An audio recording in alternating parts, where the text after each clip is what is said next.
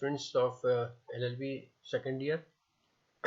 कल के लेक्चर में आपने देखा कि आर्टिकल 20 जो कि freedom of right to freedom का ही एक पार्ट है, तो उसमें उसकी चर्चा हमने की, जिसमें 3 तरह के प्रोटेक्शंस प्रोवाइड किए गए हैं।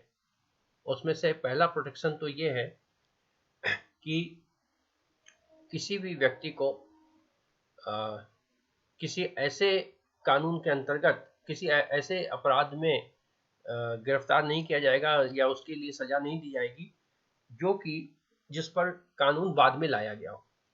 और इसको हमने देखा कल कि एक्स पोस्ट फैक्टो लॉज कहा जाता है, और इसकी 3 कैटेगरीज हैं, और वो तीनों कैटेगरीज की हमने कल चर्चा की थी।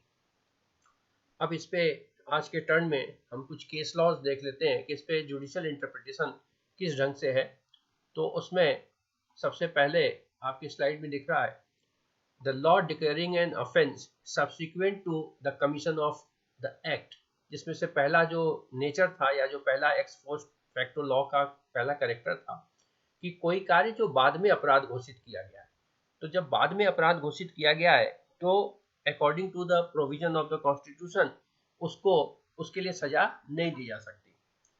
तो इसी क्रम में जो सेक्शन आर्टिकल 20 का सब क्लॉज फर्स्ट है उसके बारे में ये है, the first part of clause 1 of article 20 relates to the first category of ex post facto laws. ये तीनों कैटेगरी हम पहले आपको पिछले लेक्चर में बता चुके हैं। It says that no person shall be convicted of any offence except the violation of a law in force at the time of commission of the act charged as an offence. At the time of offence, ये बड़ा important part है इसका, at the time of commission of offence।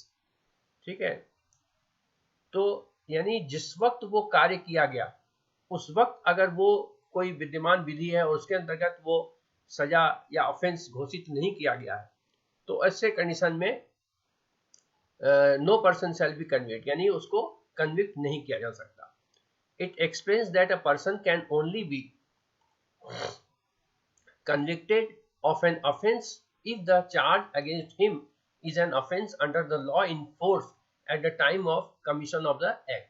तो ये उसी को दूसरे तरह से हम ये कह सकते हैं कि जिस वक्त कोई कार्य किया गया उस वक्त जो लॉ प्रवृत्त है, जो लॉ इन्फोर्स्ड है, उस लॉ के अंतर्गत वो अगर एक्ट या ओमिशन ऑफेंसिव है जब तो उसको कन्विक्ट किया जा सकता है, अदरवाइज नहीं किया जा सकता। तो इस तरह से क्या निकलता है कि article 20 sub clause 1 incorporates the principle that a penal statute which creates new offences is always prospective and a person can be punished for an offence committed by him in accordance with law as it exists on the date on which an offence was committed।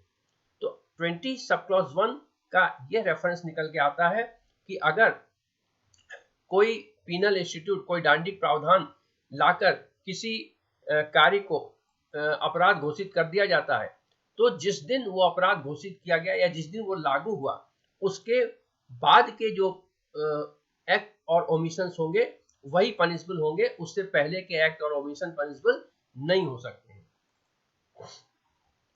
इस पे judicial pronunciation सबसे पहले Om Prakash versus state of Uttar Pradesh का है।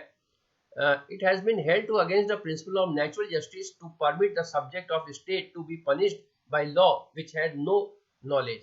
तो इसे जो है कोर्ट ने अगेंस्ट नेचुरल जस्टिस भी बताया है, नैसर्गिक न्याय के विरुद्ध भी बताया है कि ऐसे किसी कानून के अंतर्गत आप किसी को पनिश कर दें जिस पर कि कोई कानून ही नहीं था, ऐसे किसी अपराध के लिए या कार्य के लिए आप दंडित कर दें जिस पर कोई कानून नहीं था, तो ये जो है रूल ऑफ लॉ के अगेंस्ट है।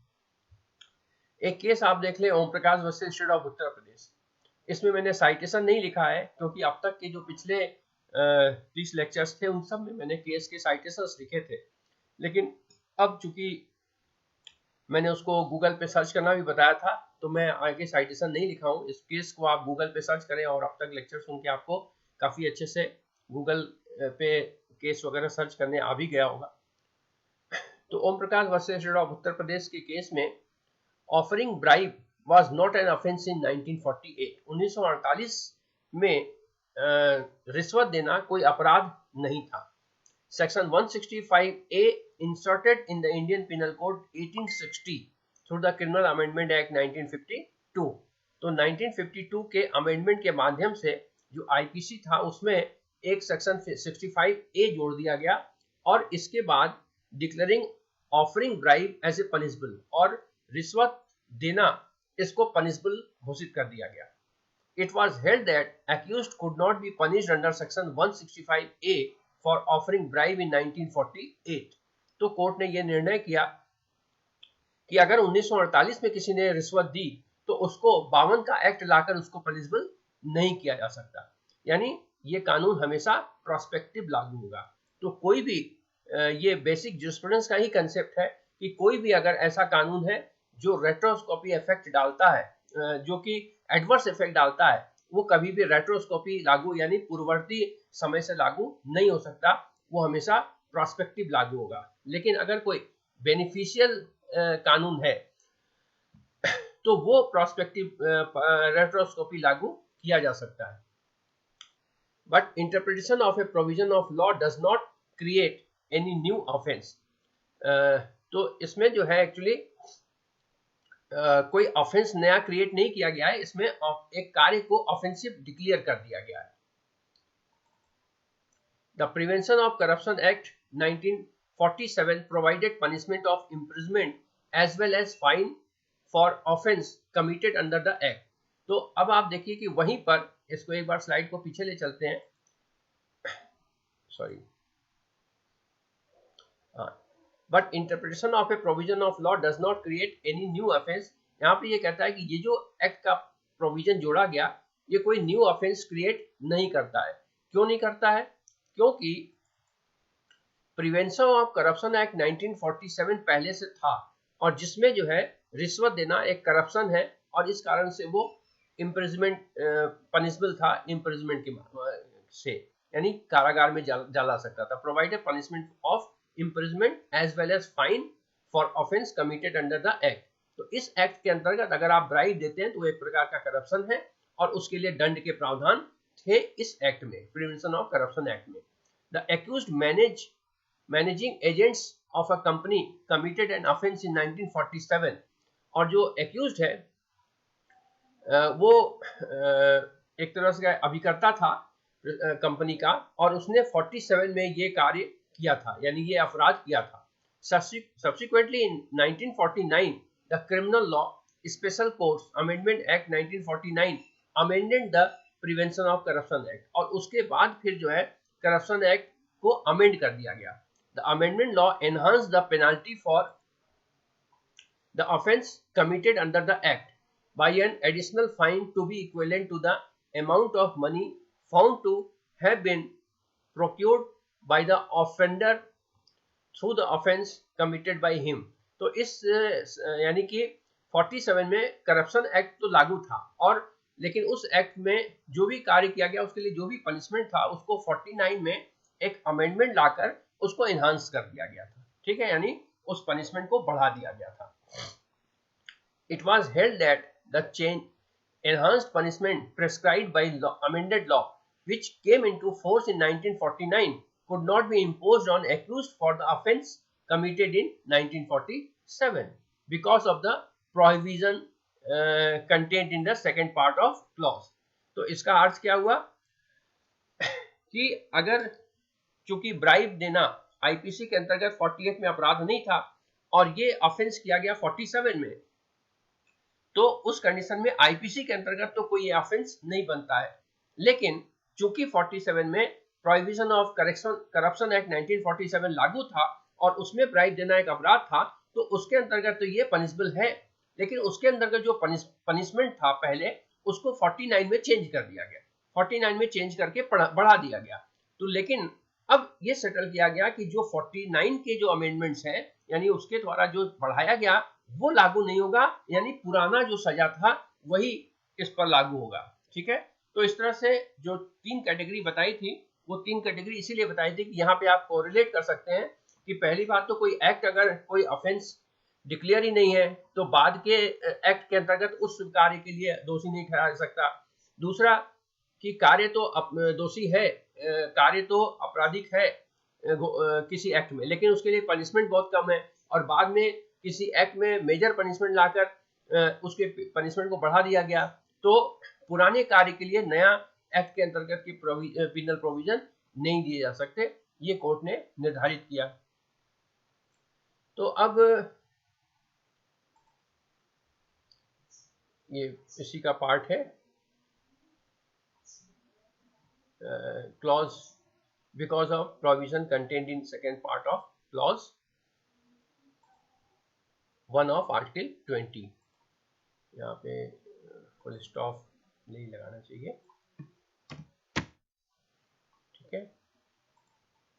तो इस तरह से thus the sentence impossible on the date of commission of offence has to determine the sentence impossible on completion of the trial. It may be noted that Article 20 subclause 1 prohibits the enhancement of punishment or penalty for an offence retrospectively. तो इस तरह से अगर नए act के अंतर्गत उसको पुराने कार्य के लिए नए एक्ट के अंतर्गत जो प्रोविजन है पिनल प्रोविजन, वो अगर इम्पोज किया जाता है ट्रायल के बाद, तो ये उसके ऊपर रेट्रोस्कोपी लागू होगा, यानी पूर्ववर्ती समय से लागू होगा। तो it does not prevent the prescriptions of minimum sentence of fine where the law in force does not prescribe any. Likewise, restrictions on power of remission not have effect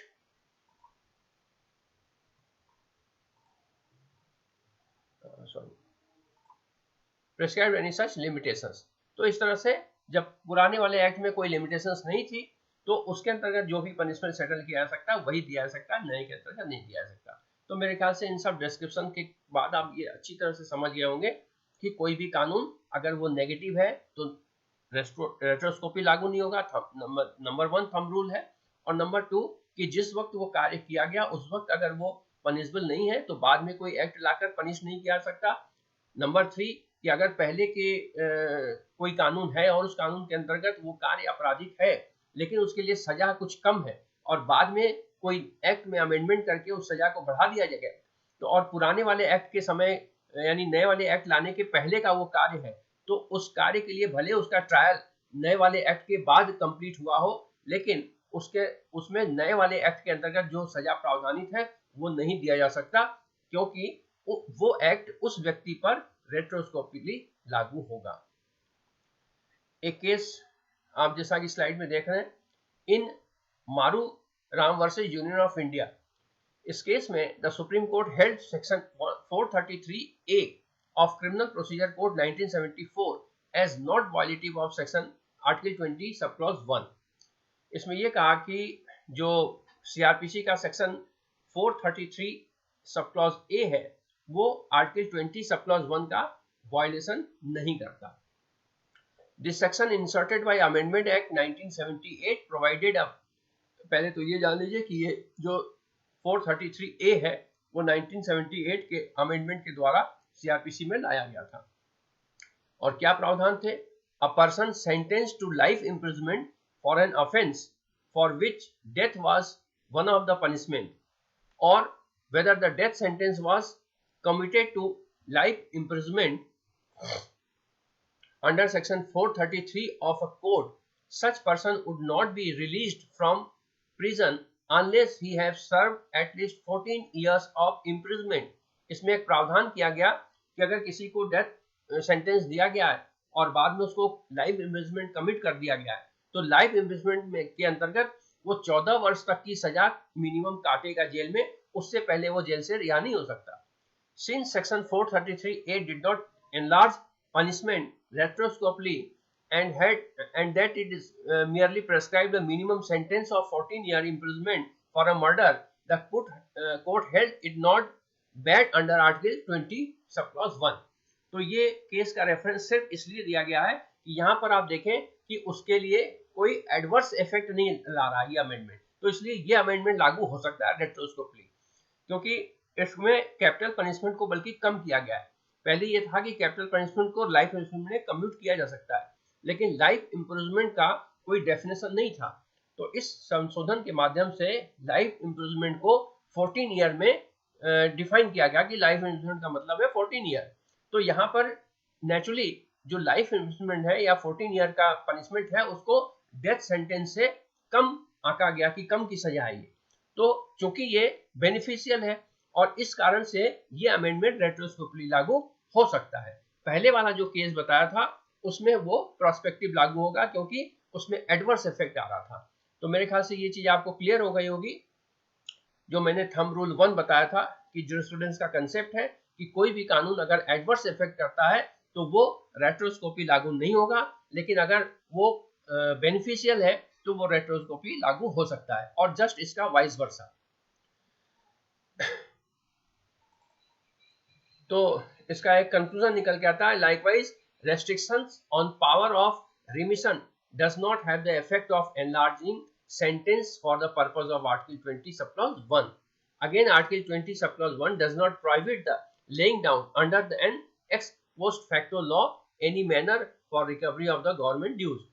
तो ये और भी जजमेंट्स है, चूंकि बहुत लंबा हो जाता, उसको कंक्लूड किया गया कि इसी तरह का एक जजमेंट था जिसमें कोई गवर्नमेंट ड्यूज अगर है तो उसको बैक डेट से रिसीव नहीं किया जा सकता, यानी कानून बाद में लाया गया है और उसके अंतर्गत ड्यूज निकलता है तो उस कानून का उसको उस एक्ट के आने के पहले से उसकी रिकवरी नहीं की जा सकती। जैसे मान लीजिए कि हाउस टैक्स है, अब कानून में संशोधन हो गया और हाउस टैक्स की जो लिमिट है वो बढ़ा दी गई, और कोई बंदा है जिसकी एक्ट आने के 4 साल पहले से हाउस टैक्स ड्यू है, तो वो एक्ट आने के दिन से पहले जो रेट लागू था उसी रेट से वो देगा और बाद के रेट में नया वाला कानून लागू नहीं होगा। ऐसा नहीं है कि आपके 4 साल का बकाया है और एक्ट आज आ गया तो उसी एक्ट में जो रेट है उसी रेट से पिछले 4 साल का ड्यूज रिकवरी की जाएगी, ऐसा नहीं हो सकता।